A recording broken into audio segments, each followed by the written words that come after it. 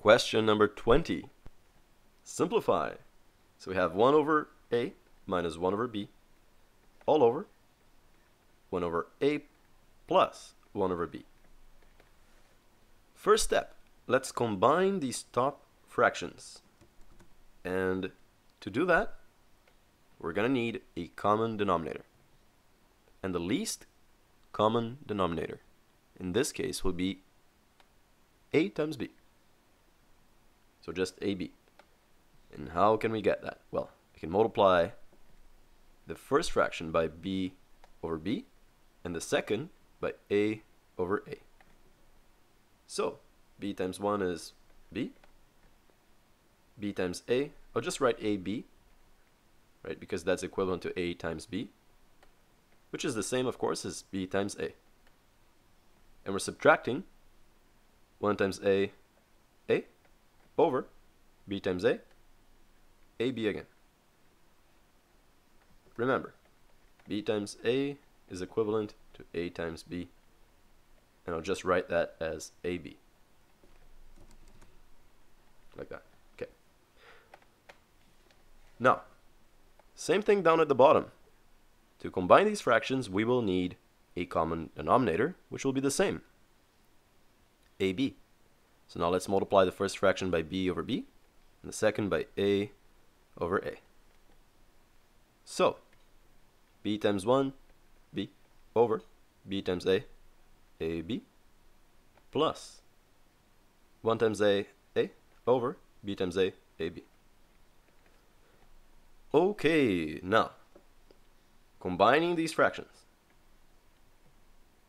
we can just say that this whole thing is just equivalent to b minus a over ab. And down below, combining those two fractions, we get b plus a over ab. Now,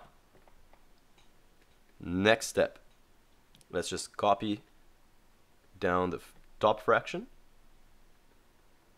and multiply it by the bottom fraction flipped, essentially the reciprocal of the bottom fraction, which is ab over b plus a. Okay, now, so we multiply top, bottom, bottom. B minus a times ab over ab times b plus a. Now we can cancel some things out. The ab's go because we're multiplying everything, a times b plus a. Same thing up top here. They're all essentially being multiplied, the parentheses, by a times b. So they go, and we end up with b minus a over b plus a. And that's it. One very common mistake, by the way, let me make it really clear.